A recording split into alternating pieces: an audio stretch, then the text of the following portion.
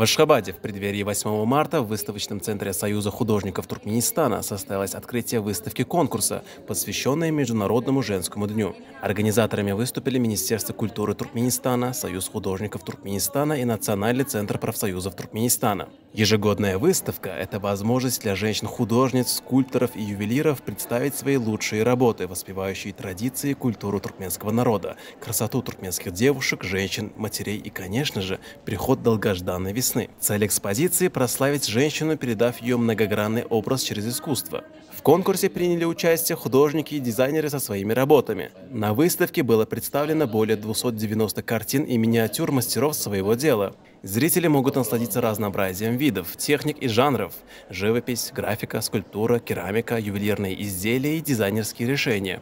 Работы известных мастеров и любителей декоративно-прикладного творчества были высоко оценены жюри и гостями.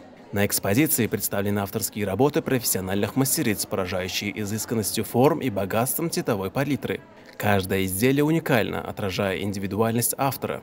Участницы с вдохновением рассказывают о символике своих работ, раскрывая их глубокий смысл. По завершении конкурса состоялась торжественная церемония награждения победительниц, чьи работы были отмечены почетными грамотами и ценными призами. Выставка продлится 10 дней и вход свободный.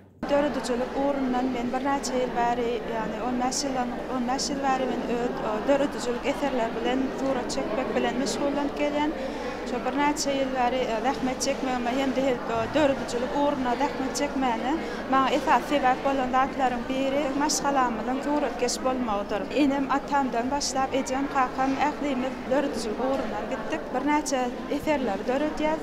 Nefibbatı gelecekte bir neçe eserler dördür. Esasen eserlerimde ben kızıl renkleri has köp olan qoğuryan. Bundan başka da bir neçe acayip renklerin üstü bilen hasim milli uğuşunu gelin kıyılarımızda tədəcə görmüşdü, tədəcə doğru bak görmüşdü, yerine yetirməni halayan.